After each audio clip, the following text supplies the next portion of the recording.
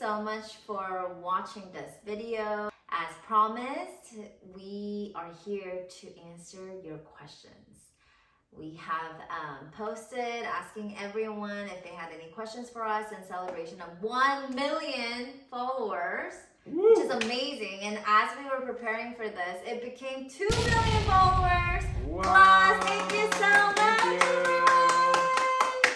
So this is a special time for us to answer your questions. There are a lot of questions that we weren't able to answer this time, but do not worry, we will be back and we will do more of these. So if you have any questions and if you see us posting, hey, we're gonna do a Q&A session, please do not hesitate and ask us your questions and we will make sure to get to your question.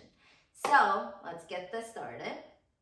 First question, family introductions, names, age, etc. Who is actually in your family?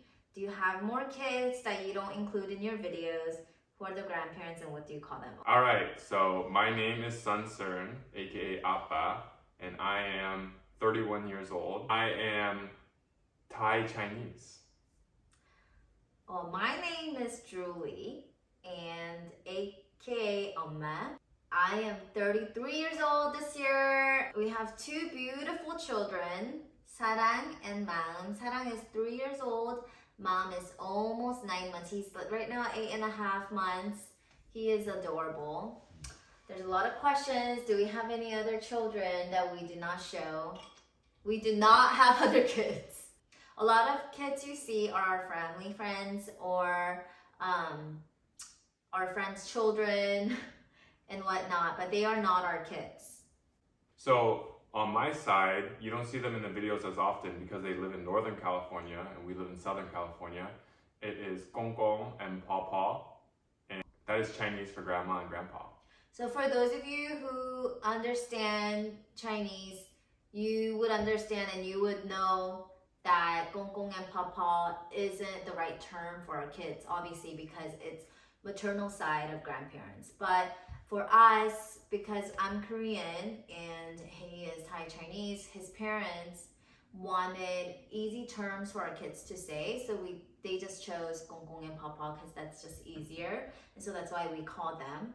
For me, because I'm Korean, my side of parents, which are Sarang and Mom's grandparents, are called 할머니 and 할아버지. Second question, favorite foods and least favorite foods. Favorite foods?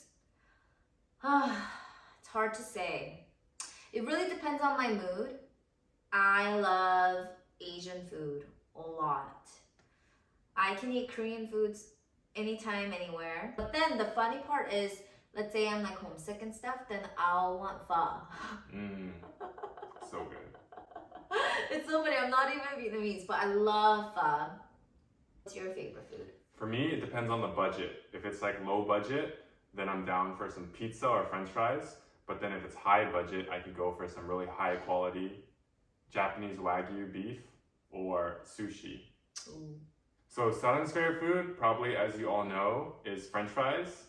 But she also loves to eat noodles. And Mom, so far, he really likes crackers. He hasn't got to eat that much yet. He really likes solids. It seemed like he likes solids, like, you know, the food that we eat, more than his milk. So it's a good thing. How do you stay in shape while eating so much delicious food? So the secret is we don't eat that much portions at once. We tend to actually share the food we're eating. So if you see a lot of food in a video, it's not just for one person to eat. Usually our family is eating it together. And a lot of times we'll save leftovers for additional meals. But then on top of that, in addition to eating controlled portions, we also exercise a lot. So myself personally, I'm exercising 1 to 2 hours a day, every day, 7 days a week, 365 days a year. So those are the main two things I would say. It's really true. Number 4, what does Sarang do with all her money? Good question. Yeah, that's a question What that does she people do? ask. The money that she chooses, we actually put it into her savings account or we invest for her. So that's what we've been doing. Yep, it all goes to her. Surprise! She's gonna be rich. Number 5, what does Sarang and Mom mean? Great question. So the word sarang and maum is Korean. Sarang means love, maum means heart and mind. And so sometimes in Korean we use maum, meaning we're at the same level, or we have the same thoughts, or you say maum like same heart, like heart or heart. And so that's what it means. Number 6, who is the better cook? Good question. Wait, let's point at the person. All right. 1, 2, 3. I am only better at cooking one thing, and that is steak. Yeah. That's my specialty, but everything else, Alma is the master cook at. Anything she cooks for the first time, she makes it super delicious. I don't know, that's just her skill. She just has an ability to cook really well. So we're really lucky for it. His steak is so good. I hope one day some of you get to try it. Maybe. 7. How did 엄마 and 아빠 meet? We met in college. Yeah, so it was 2008 at UCI. So we were in the same club within the college. But because he's a grade lower than me, we didn't get a lot of opportunity to meet each other or hang out until he was a sophomore and I was a junior. And we became good friends, to dating, to the rest is history, as all of you know. Number 8, how do you encourage Sarang to eat healthy? And can you share some tips for parents who have issues feeding toddlers healthy food? We get this question a lot. And I think it's a great question because it just shows that most people out there want to be great parents and want their kids to be healthy. And so I love that. Our view is we don't focus on these are healthy food and these are unhealthy food. So that's not our mindset. We think all food has value. Some have more value and some have less. Like junk food, I still think it has value. Sometimes it helps us with mental health. It's yummy for our tongue and things, but obviously overconsumption is not good. But overconsumption and just vegetables are not good either. And so in our household, we have one rule in terms of food, is that we try everything. And so we encourage Sarang when we introduce Sarang to new foods, but she knows that when she sees new food that she doesn't want to try, she still has to try it because that's our rule. But we do let her know that if she doesn't want to eat it further, then that's okay. We just want her to try it. So that's been our rule. Do you have anything you want to chime in on?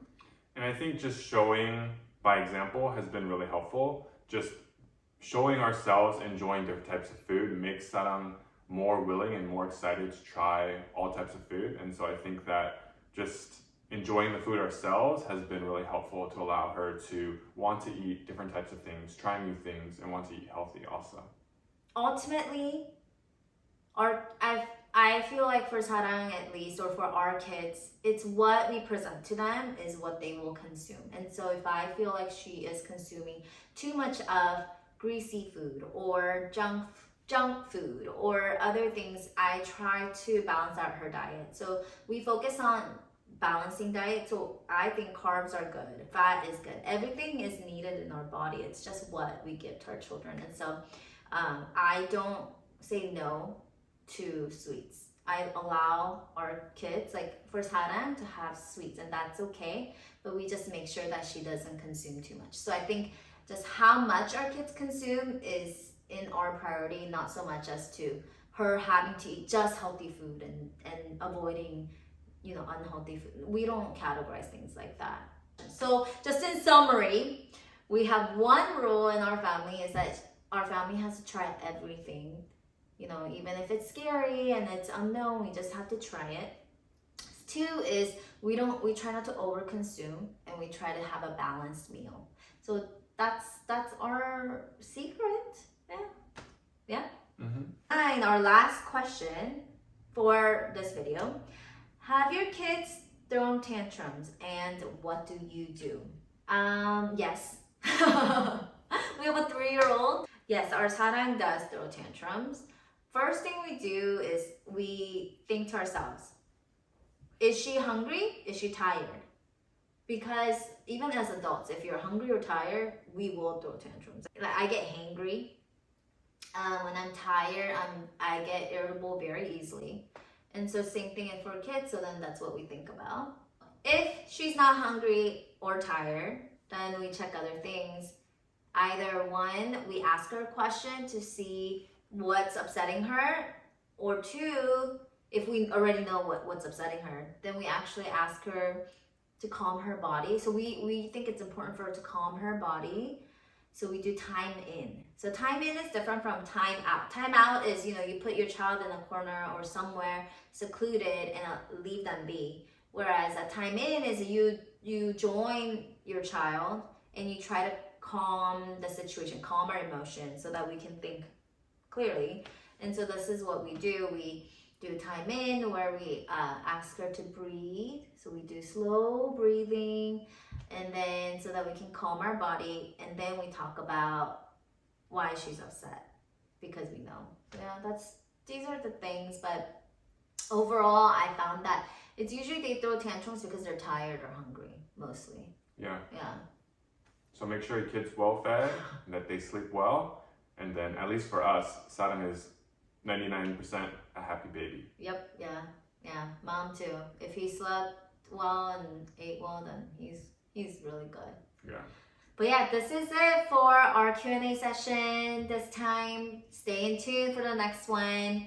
Thank you so much for watching. Make sure to subscribe and like. I don't know what else. That's it. Bye. Bye.